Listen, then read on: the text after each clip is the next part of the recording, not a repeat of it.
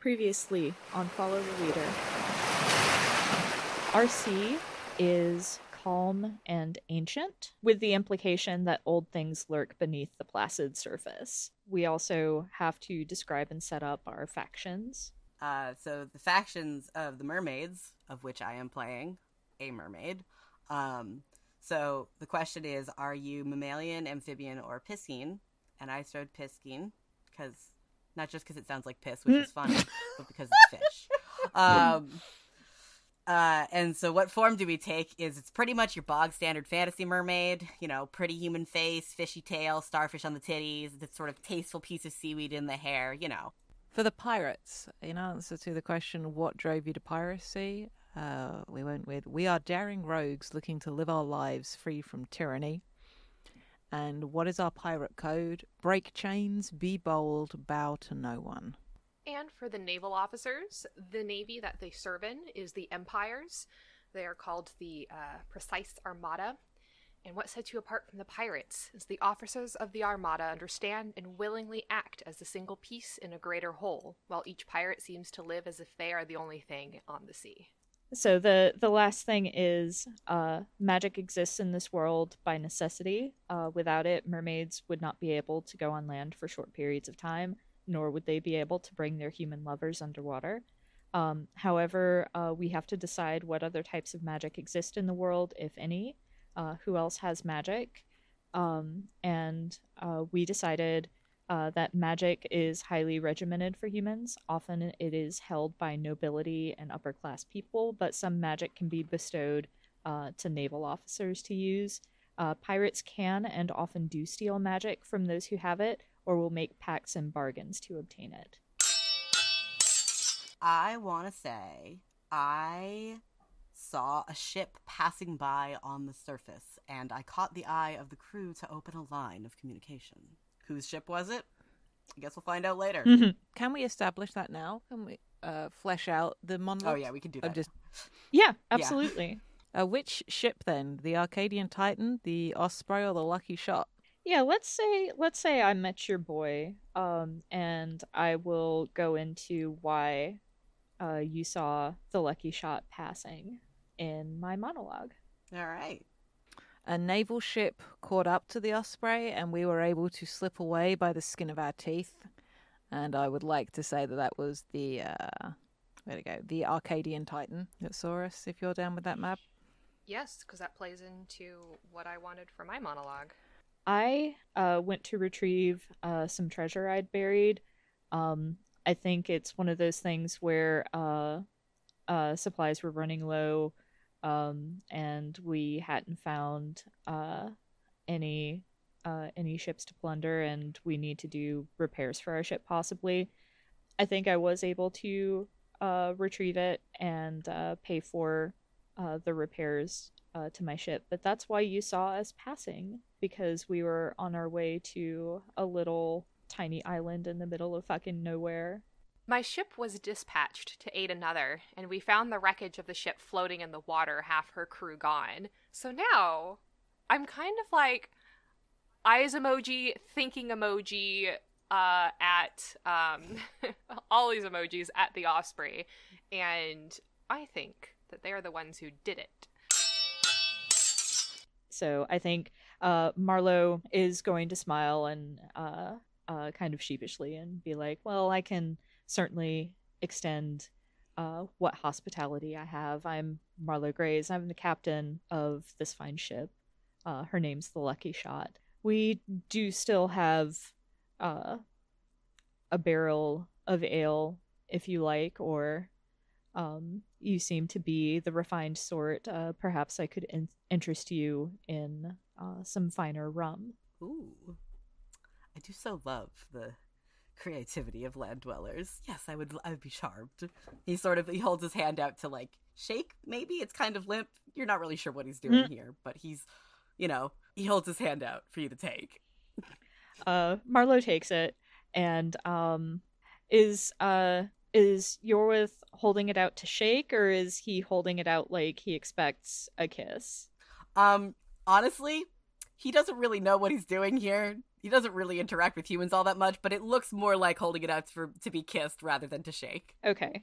So Marlowe definitely just kind of like, gently takes Yorwith's hand and brushes his lips over Yorwith's knuckles. After a series of 4 challenges and missions, the game ends. Tally up your coins. If the quarry has more coins than the hunter, they're able to escape. If the hunter has as many or more coins, which is the case, I get to choose one from the list below. I've gotten turned around and blunder into you. I've managed to make it to a place of temporary safety, a grotto, a safe house, a remote cave. You've driven me into a dead end and cornered me. Your fellow subordinates have cut me off and they bring me in. I'm exhausted and you overtake me, or you've proven yourself and I let you catch me. Yep, I'm going to be on my bullshit. Your subordinates manage to cut me off and they bring me in. Yeah, I think then after you dive off the cliff, I'm able to, I can like send a signal to the people still on the ship. Mm-hmm. And, the crew that came in with me on the rowboat are able to come around and just pick you right out of the water and just go, ha ha, nice try, sucker, and pull you in. If you want to say you don't take things that aren't yours, then you need to prove yourself with your blade to me, or I'll run you through and take him back. And I think at this, Arkulf just kind of snorts. Shit. But Ian just kind of like waves him off and just says, if you wish to defend the honor of a fellow pirate, then so be it. But know that he is arrested on behalf of the precise Armada for destroying one of the ships. I'm sorry, what now? Morden sort of gives you a look, head sort of tilts aside a little bit. He's like, it's good to see you, Marlowe. We should, talk. And turns to Ian and does like a really theatrical bow. Just like, always a pleasure to be at the hospitality of the precise Armada, Captain. I think Ian just gives a smirk and nods his head as well. And this isn't over yet.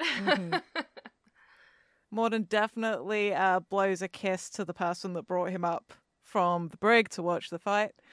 It does a little bit of a wave. And a little bow, and then just like, we really should probably leave, though. I don't think they're going to put up with much. We now return to your game, already in progress. Mab. Oh dear, that's right. That's how this happens.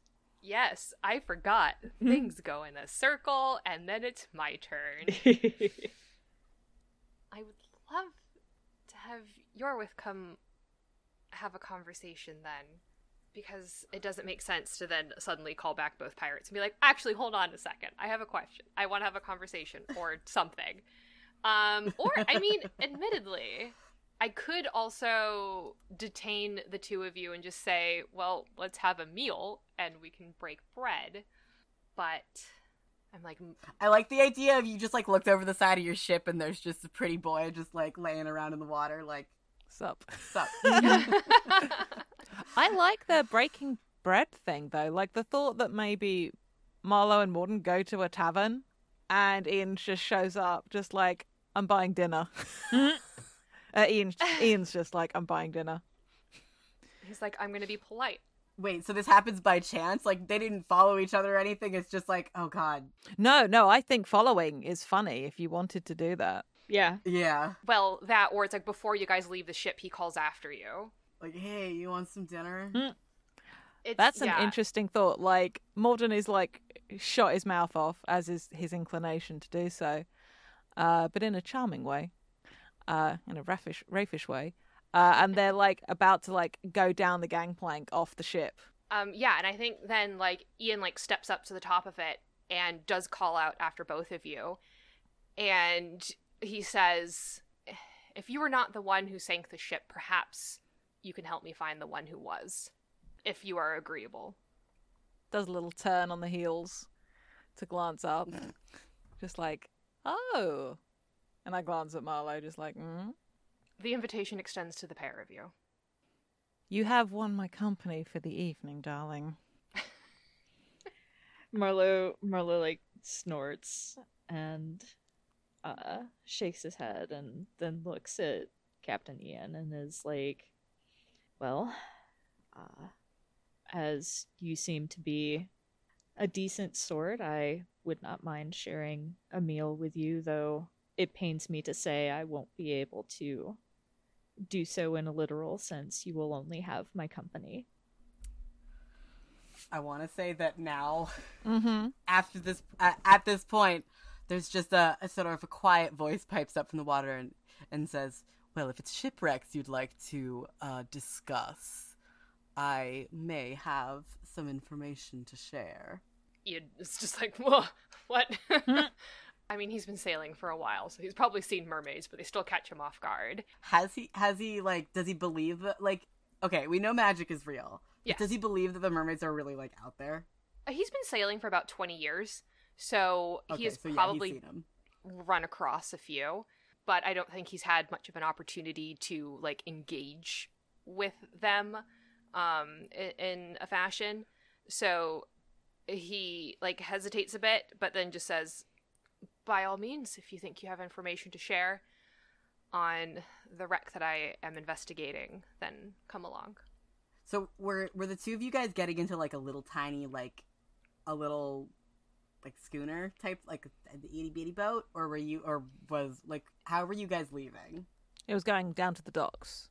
Oh, are they docked? Okay. Yeah, by this so... point, we've managed to dock, I think. Like, during Yeah. the chase, they wouldn't have been able to very easily, but by this point, the ship was able to pull in and to dock, and by the time we were bringing Morden on board for jail time. Perfect, yeah, so your boy just kind of climbs up onto the dock, you know, shakes his hair out, pulls it back, and, like, ties it in a knot, almost, because it's just so long. He could do that. Just, like, one big sort of loop. And, yeah, same outfit as before. He sort of tips his head and goes, charmed, and walks on board with the rest of y'all. Yeah. I think there's a tavern nearby. We all just head over to the tavern. Absolutely. All right. Fuck yeah. What you'll notice about Morden is that his eyes, which aren't now covered because he probably lost his pair of glasses that he was wearing before, When he jumped but now into the ocean. yeah, but now it's light enough in here that you see that his irises are basically black, and there's a little bit of it's a little bit in the way that your eyes are strange, but it's also not the same, but it's clearly an other vibe. Oh, and I feel like maybe has made some attempt to dry off, maybe murmuring a little on the walk. And you'll note when Rabbit's effectively managed to prestidigitate a bunch of the moisture out of the clothes, but there's possibly still like a slight stiffness from the sea salt.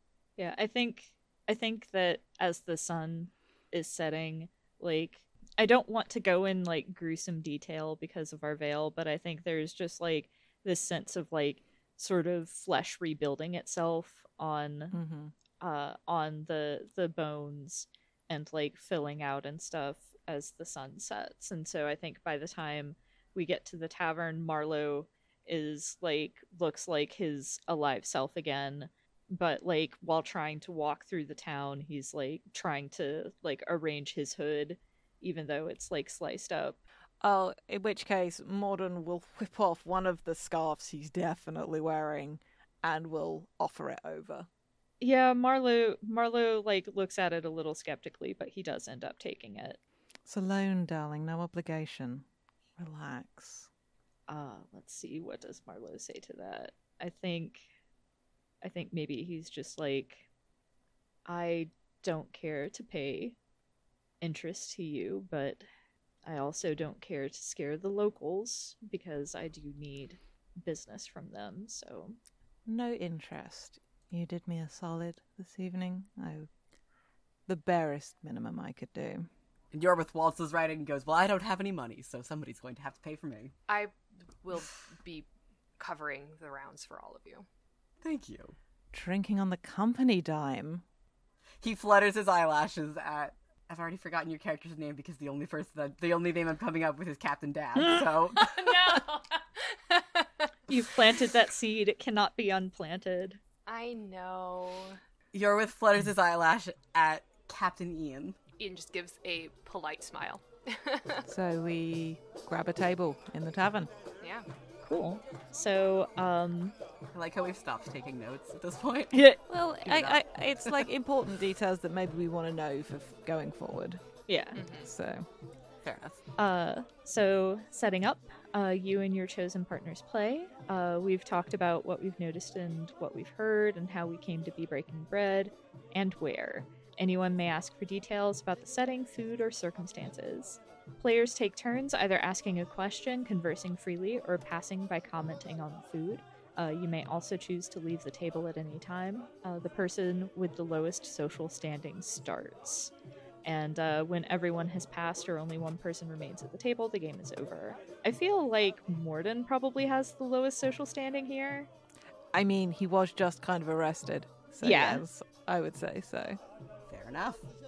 Ian, I hope to convince you that the Osprey was not responsible for the sinking of the, or the wrecking of the Armada's ship. Can I? Can you explain to me what you were doing so close to the still sinking wreckage? If you have any evidence to supply that will assist us in finding the culprit, then yes, I will accept your innocence. He's hardly innocent, but... Within the situation of this discussion and this crime, this particular crime. Morden looks faux affronted in Marlowe's direction, just like, rude. Turns back to Ian, just like, well, my crew and I were just on a course. Happenstance is a thing. Our ship is not equipped to tackle on such rich fare as those in the Armada, even if that was our inclination, which it is not. However, I may be able to offer my services in locating the people responsible. Services have a cost. What is yours? That you pay me and mine no mind whatsoever. Let us do this and be on our way. You get a moment. There's like before the conclusion of that sentence, Ian's like obviously mentally calculating a gold cost, and then you say, "Well, you'll pay us no mind," and then his eyebrows kind of go up. And for how long does that offer stand, or does the cost last? Or if I were to accept your offer of assistance and then you run and steal a loaf of bread, am I supposed to turn a blind eye to that? A loaf of bread, Captain. Such a petty thing. There's not many things you can steal in a tavern like this. Well, If you were to murder a man, perhaps, then it's a better example. if I do something so foolish, Are those things equivalent? It seems like genuinely like, is that an equivalency? A loaf of bread in a man's life. one would hope not.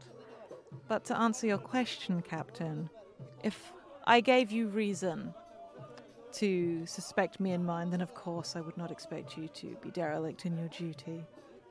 But as I protest, I am innocent of this, and I give Marlowe a knowing look, and so seek to not be punished or to be prohibited from going about our business. That's all. Then I will consider it through the course of this dinner. I will give you a little toast with my ale and sit back in my seat looking vaguely pleased. Not like full on smug, just like that was about as good as that could have probably gone. I'll take it. So shipwrecks. A shipwreck. Which one are we talking about? Whereabouts? I will. I have to know, of course. I will say that Ian has a map or something, just because. So he like unfurls the map on the table and moves some plates and cups around to weigh down the edges of it, and he taps a marking on it. And he says the Armada ship went down here not too long ago. Spent about a day and a half chasing after you. I would say it was still in the process of sinking. We only managed to save a few, so it was not that long I ago. was about to ask, were there people aboard that, he's sort of just, like, tilting his head at the map, and he's, like, fascinated by it. He's, like, he's, like, touching it, but, like, only gently, because he's, like he's worried he's gonna destroy it somehow. Yeah. It's paper. It's so fragile. It's a ship map. Paper and damp boys do not mix particularly well. This is true. So he sort of tilts his head and goes, I don't believe I saw another ship around there. Well, I mean, I must have. Yours, probably, but, I can, of course, go and look, if you would like a closer look at any of the associated, sort of, like, waves his hand vaguely, like, you know, if you want to take a look at, if you want someone to go in there and take a look at it, you know, I could do that. Any clues that we can find on the perpetrator of this attack? Yes, something to that effect. Then your assistance would be most appreciated. Of course, yes. Well, I do love to help. He's just sort of staring at Captain Ian again, like, talking. So what would I be expected to do here? If you could recover the remains of any sailors, so that we could afford them a proper burial. Yeah, sure, of course, yes. I may. Well, yes, I could certainly give it a shot, huh? My crew does have strong swimmers. We'd assist as best we can, but if there's anything you need from us. I imagine the wreckage is quite a bit deeper than your swimmers can dive. Yes, that does remain the largest problem at the moment. Well, it is no matter to me. Indeed, that is why we would be most grateful. Of course, yes, of course. How grateful. Ian's not clocking.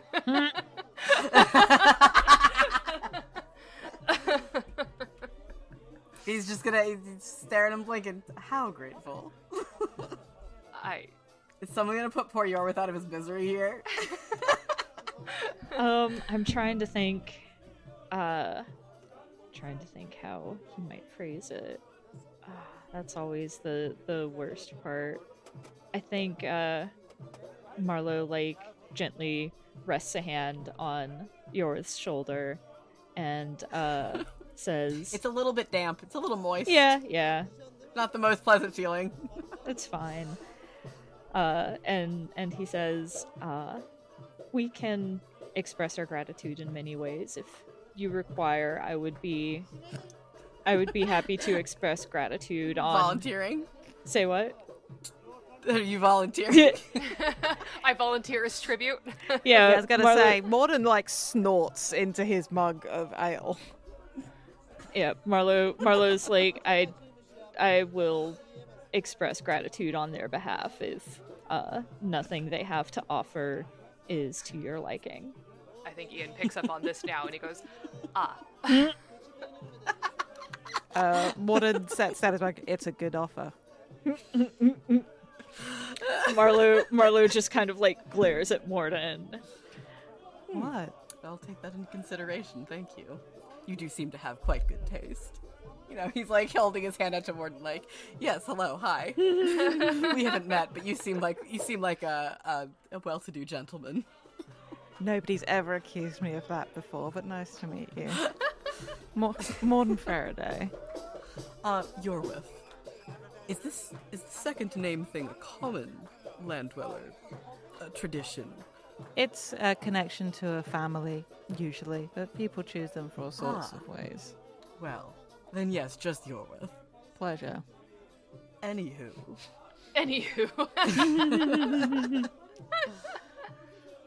I'll keep your recommendations in mind, dear. I feel like Yorwith like takes a hesitant bite of whatever food's been put in front of him, like, land dweller food. It's not raw fish, but it'll do, I guess.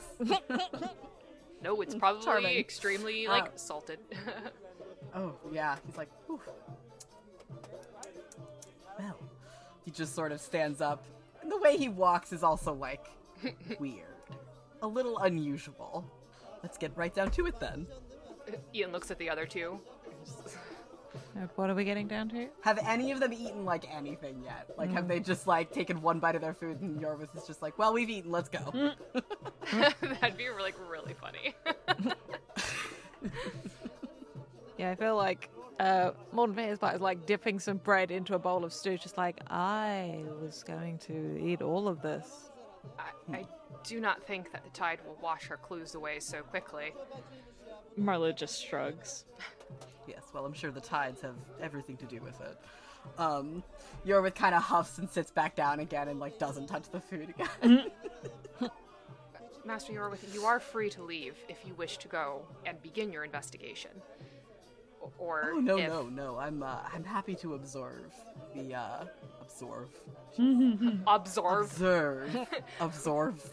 I'm happy to absorb this food just through my skin. No. Osmosis. Yeah.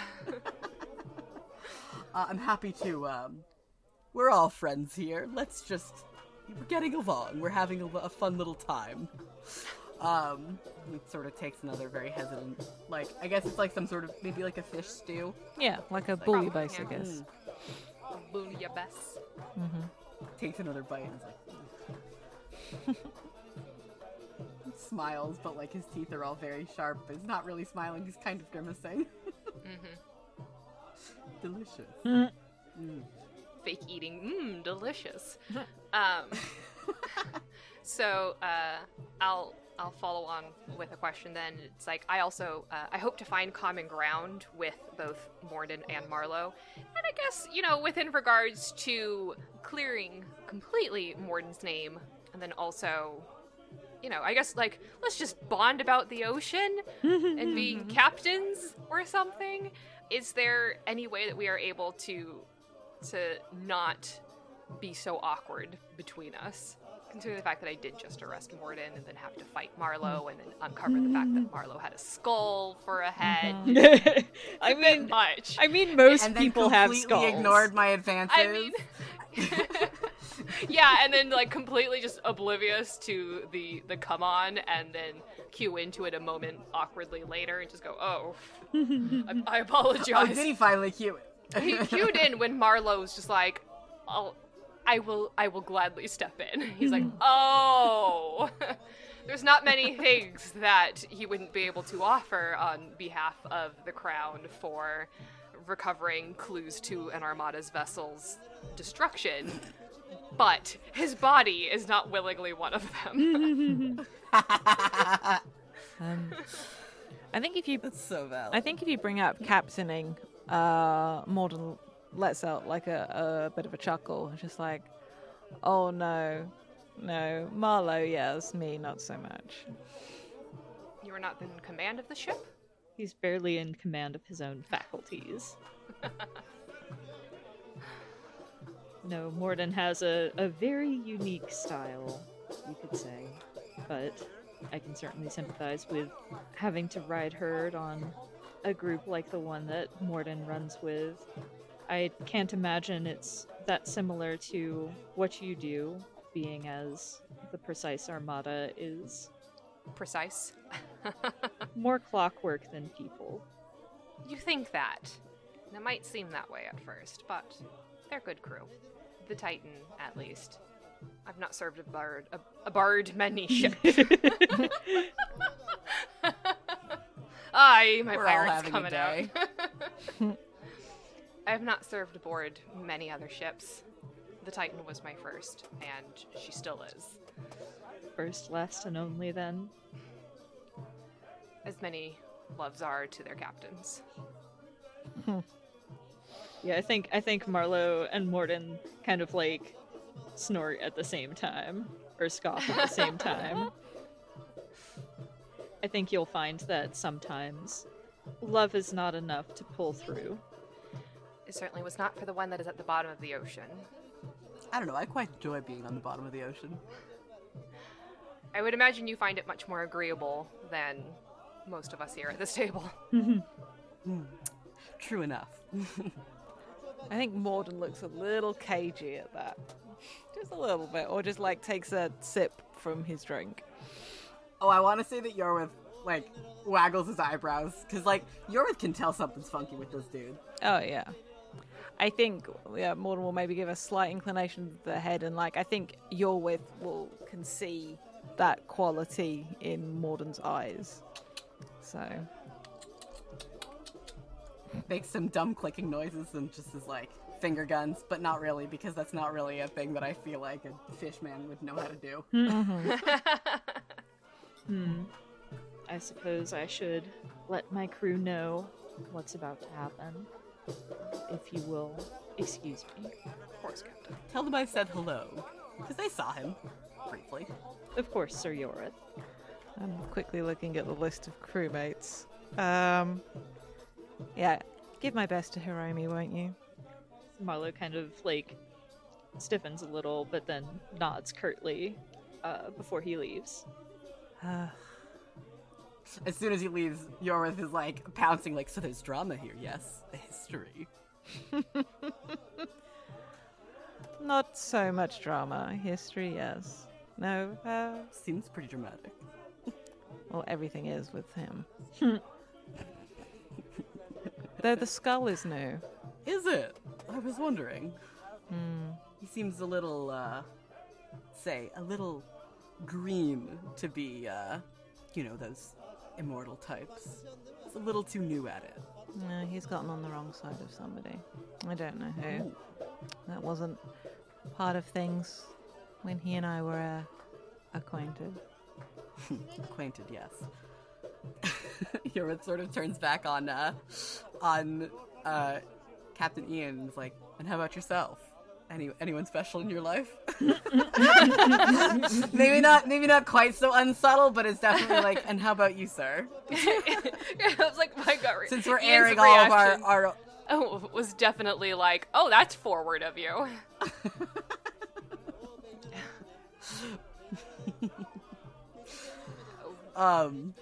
Understandable. Fair enough. Yes, I like to know. I just, I prefer to know if I'm about to wreck somebody's relationship before I try to go after someone. Yes, there is someone back home. Very stiffly, yes, there is. Stop asking questions. I have a date friend Fair, in fair. Canada. Canada. Yeah, I was gonna say Morden looks around just less of a maybe a faint tinge of disappointment. I don't know. There's a vibe. So, Yorin sort of holds his hand out for a low high five type of deal, solidarity. Ah, damn, we're both gonna miss out. We tried. Well, All right, well, he sort of stands up and brushes his hands together. Let's get to that shipwreck now. We've got some exploring to do. I will leave you to that. Captain, do let me know if you decide you want my help. I'm going to return to my ship and talk to the rest of the crew. I imagine we'll be here for a couple of days. Give you time to let me know. We'll reach out to you in the morning before we set out. All right. And gets up from the table, gives a bow, and sort of swans out. Master Yorwith then. Yorwith holds his hand out to I don't know, help Captain Ian up from his chair.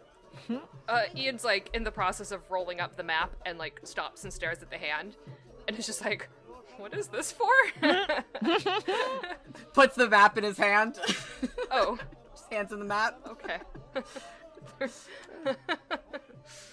Yes, this is what you're asking for. You're asking for the map, Sure. Yorwith takes the map and doesn't have anywhere to put it, so he just sort of holds it. Doesn't have pockets or anything. It's a very awkward, both of them getting up from the table and leaving moment, but yes. Yeah, that is for sure. That is what happens. This is beautiful. It's a good game so far. So, I wanna bring Quixote into this as this Ursula type character. Okay. Sea witch. Mm-hmm. As just a concept. Yorwith made a sort of half idea, not as actually bringing Quixote as a character in, but just as a concept of maybe Quixote had something to do with the ship sinking. Hence Yorwith sort of half oh yes, the water is what's going to clear away all the evidence. If you don't want to do that, then that's fine too. Like, Coyote has had questionable morals at times, but they've never been actively murderous. Fair enough. So maybe not so much as being the one who sank the ship as looting it afterwards. Oh yeah, no, that they would do. Yeah, so like maybe Coyote wasn't the one who sunk the ship, but Yorwith's comments about like, oh yeah, the ocean's what's gonna wipe away all the evidence. Oh yeah, talking about, oh, this ship definitely sunk in the territory of somebody else who I know. Yeah, sure. I'm down with that. Okay, cool. So we still don't know who sunk it, but, you know, I'll leave a note. Whose turn is it? Is it my turn? It is. Oh, fun. I forgot that it was my turn. I was like, what's gonna happen next? Who knows? It's not my problem. Yes, it is. That's always the case. I wanted to do a great hunt, but a great hunt feels sort of like an ending type of thing. And, like, we know where we're going. Might I suggest, like, maybe a furtive discussion as you're making your way there? Like, you might get overheard by a interested party who may not be happy that you're trying to find the ship. That's a good idea, yeah. Yeah, so furtive discussion between me and Captain Ian. Captain Dad. Yes. I did this to myself. I understand that 100%. You give me an easy to remember name. Yeah. And a harder slightly to remember name. Yeah. I'm gonna go for the really easy to remember one. I know. All right. Okay. Me and my chosen partner play. What do we notice about each other? So because we're having so what have you heard? So there's probably not a whole lot, like, new information, except for, like, Yorwith giving the information of, like, I know whose territory this is, and we might not be super welcome there, but, like, I can talk my way out of this for sure, definitely. Is this where, like, on my ship, like, in the morning before we sail out, so I still have a chance to be like, hey, Morden, we're gonna actually require your assistance? Sure, yeah, this can be a furtive discussion, like, yeah, morning of. So, what makes this conversation furtive? I don't know, maybe we don't want the rest of the crew to know, whatever. Maybe there's a spy on the ship, or something. Are we in danger of being overheard? I mean, maybe. Where does the conversation take place? Definitely, like, on deck. Do you want to do it on deck or in the Captain Ian's, like, office? What if it's, like, below deck, but, like, somewhere more hidden than Captain Ian's office, but that means that we're close enough to the side of the hull that something in the water could hear us through it? Ooh. Yeah, that's good. So, you know, Captain Ian thinking, oh yeah, we'll have this conversation away from the crew, and Yorwith being like, this is probably fine. There's a ship I can talk my between way us. out of it. Yeah, there's a ship between us and the ocean. It's probably, like, soundproof. Yeah. And we've got the fact that there's something lurking beneath the ocean that could definitely hear or be interested in what's going on. We sure do. All right, perfect. So, playing the game. Converse freely in hushed tones. If someone's tone grows heated, throw. On tails, some small detail about the conversation leaks out and may be used against you later. Decide as a group what that is. All right. So, what do we notice about each other? Anything new in the last, you know, since the previous night? Ian probably looks a little more tired, like he didn't get very good sleep. But other than that, looks about the same. He looks sharper dressed than he did yesterday, but he also just didn't come right out of a duel where, you know. So he's, like, in his uniform, but just also looks tired. I want to say, like, you probably noticed about Yorwith that he looks a little nervous. He's not showing it too much, but he's, like, you know, he's got a little bit more, like, energy. He's, you know, he's like fidgeting with stuff. He's sort of popping around places. He's doing a lot more of the, like, extremely ADHD energy type stuff. So it takes place under the deck. Where does the conversation? There. Okay. So, so we should be ready to leave shortly. I should let you know that this shipwreck is not within my territory per se. It's a little bit further outside of what one consider the territory of me and mine. shouldn't be a problem. I should be able to, talk my way out of it. I mean, no, talk my way out. It should be fine. You must forgive me, but I do not feel completely reassured by that. I just thought I should let you know that we may run into others. Yesterday when I said something about maybe perhaps not the water wash, it's another group's territory. They may have already run through the ship and taken some things. We shouldn't run into any of them, but in case we do, I figured I'd let you know that it's a possibility. Of course. But how much of a danger would there be to my crew? Oh, your crew should be fine. This is more of an interpersonal thing than we were talking yesterday about some history, some drama. It was all very exciting and interesting. This is more of that kind of thing. Ah, of course. He's downplaying it. He might get held at Spear Point, but whatever. That's fine. This is more of a Yorwith problem than it is a problem for anyone else. He's like, yeah, I'm super jazzed to help. Looks at the map again and goes, oh, fuck. Then you would let us know if there's anything we can do to assist in this, even if it is just a rescue, as it is from... Of course. Well, I mean, I could probably sort of tips his head back and forth. I want to say that, don't worry about it, this is more of an interpersonal thing. That's a little bit heated. So I'm gonna throw. Yeah. So that's just 1d2, right? Yeah. Yes. Is that heads? Yep. Perfect. So nobody overheard me being like, it's an interpersonal issue. Lovely, yes. Well, I should be able to take one or two of you down there with me if you so desire. And we've always got that charming gentleman we met yesterday. The one that you tried to have... I don't believe it was an execution. It was something. Swords were involved, I believe. It was all very exciting. Well, but, one was arrested, yes. and the other one was a duel. Was it like a guns duel or like a swords duel? A swords duel. That's what I thought. Ian's like, I would never just execute someone like that. Of course you wouldn't. You're pats him on the shoulder. Ian looks a little shocked at the implication, but does understand. It's a little bit shocked that he himself, but he's like, all right, well, there are... I'm not the only captain in the Armada. True that. All right.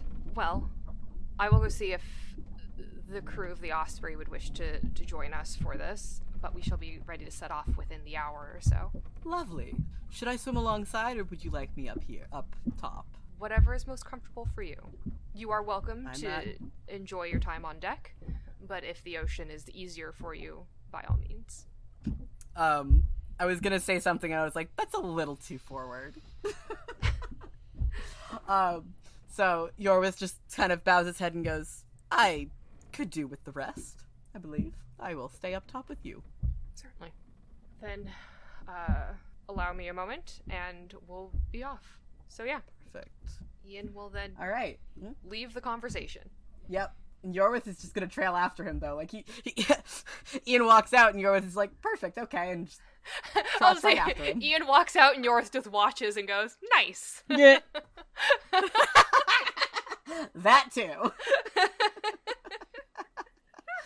Perfect. Okay. It should be Jade's turn. Yeah. All right. So I suppose the question is, how much do we want to advance the plot?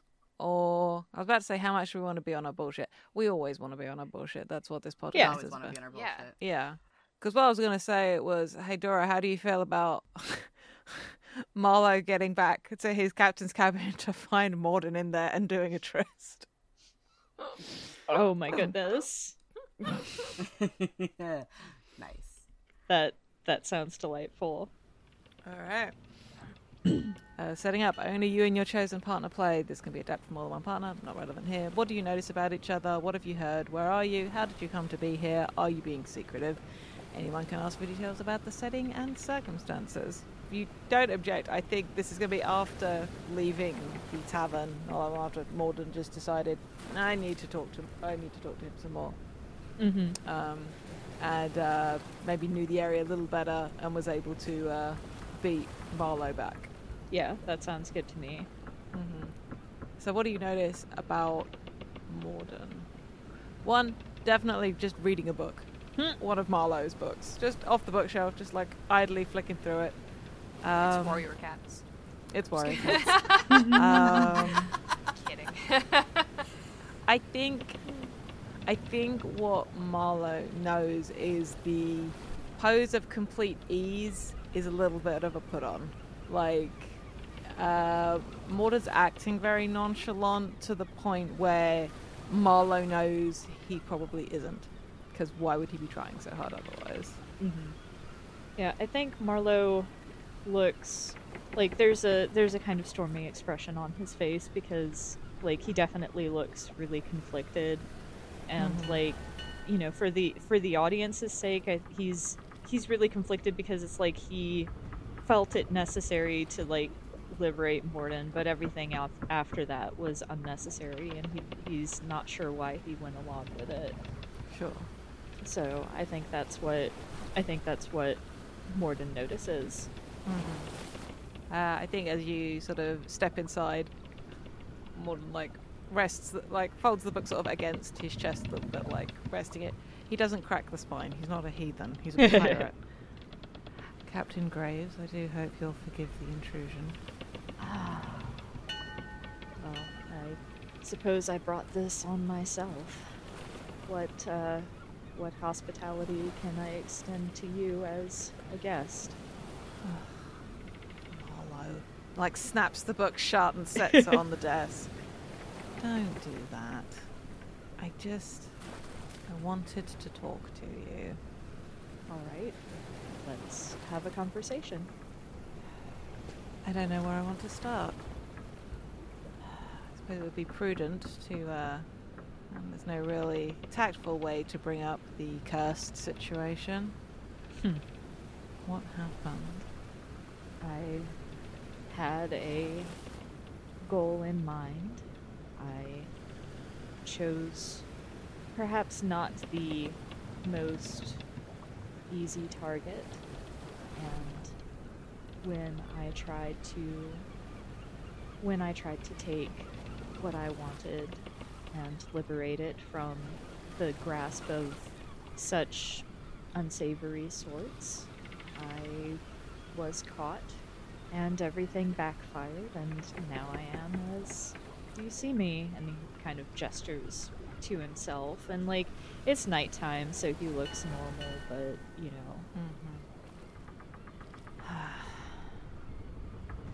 I think Morden crosses over and is it, and sort of touches his own face and like goes, I don't think he's going to try to touch your face, but it's sort of, the implication there is, are you there, or does it just appear to be?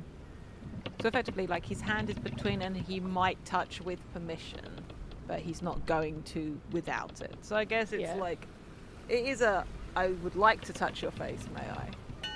I think Marlowe just kind of sighs and closes his eyes and says, go ahead, satisfy your curiosity. Okay, then Morden closes a little bit of distance and like runs both thumbs across the cheekbones and like just takes in the details and then steps back, but isn't as far away as he was before. Yeah, and I think the flesh under Morden's thumbs is, it feels like flesh, but it's not warm. It doesn't quite feel dead if he knows what like dead person flesh feels like, but it's definitely not alive. And Marlowe's eyes are still closed, and he says, it is what it is. It is what it is. And we are what we are.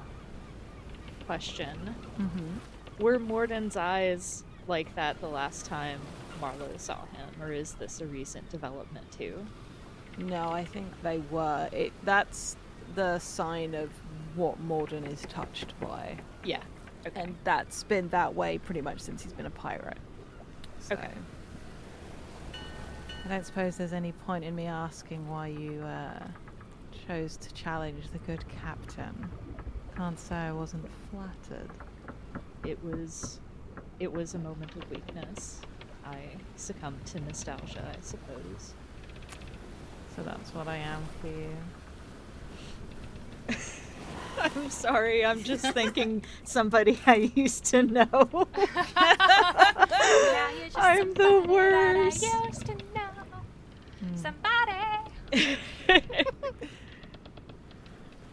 You're someone I spent a pleasant time with until, well, you know.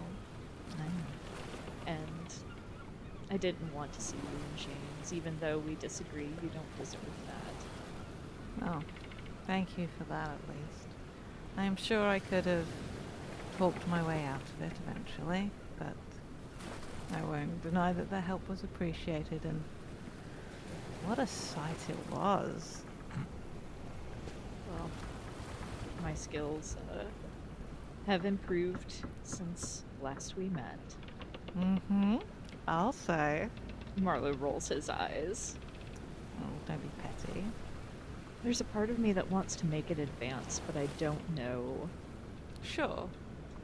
Oh, man. Okay, I think one will say, do you want me to see if there is anything I can do for you? For nostalgia. If nothing else. I'm not sure what the powers that touched you could do with this magic. They might even make it worse, but I think Marlowe kind of reaches for one of Morden's hands. May I? You may. One looks a little surprised, but not in a bad way. It's good to see you, and I appreciate the offer. It's good to see you too. And I meant it then, and I mean it now. You're a good man, Marlowe. Better than me. You deserve more than bit of magic of someone selfish. Would you allow me to ask the questions, at least to see if there's anything to be done? Marlowe nods.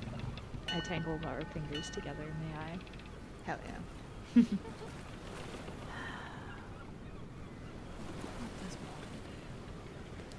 I mean, I know what he'd like to do, but he's also not stupid. I wonder if you and I are meant to keep falling into each other's orbits, regular as the tides. I think Marlowe kind of puffs a little bit and says, well, we are men of the sea.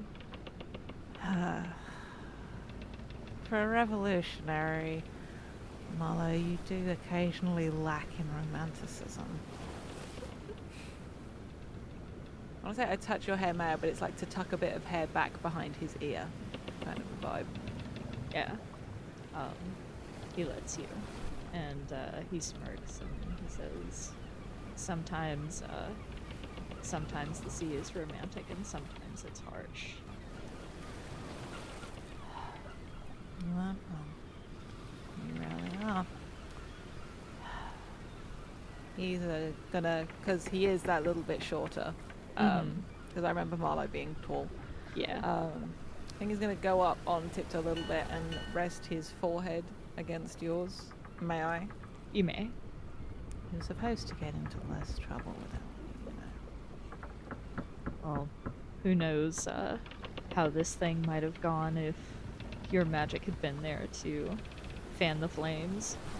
But the way he says that, you know, there's no heat behind it or anything. It's a little bond. And Gordon drops back to his heels, the little click click as they hit the wood, and looks up at him. If I find the person that did this to you, I am going to end them. So if you want to give me a name to help me get started, I'd really appreciate it. I think Marlowe's smirk turns into a kind of sad smile, and he says, another time. I'll hold you to that. We've got bigger things to deal with now, like maintaining your, and he kind of, it's definitely joking when he says maintaining your innocence, as it were. Such a gentleman. And he lets go of your hand and goes to leave.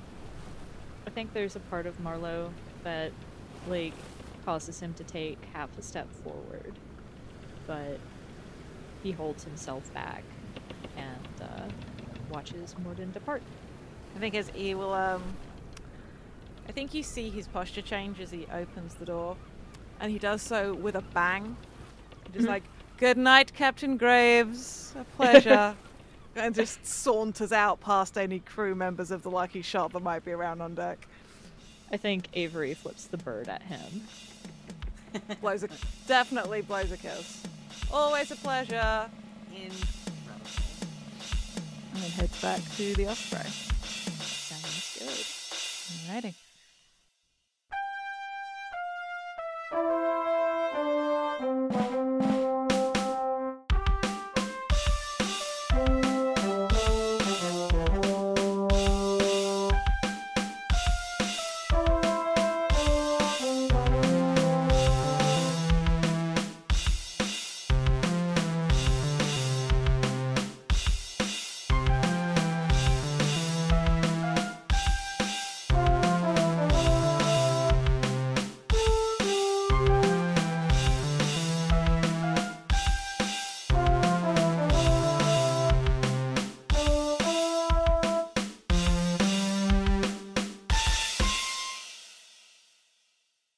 Hi, it's August, and I just wanted to thank you for listening. If you've enjoyed us, please consider leaving a rating on your podcast platform of choice, telling your friends about us, or tweeting about us using the FTLcast hashtag. We are also part of a nonprofit podcasting guild called Standing Stones Productions.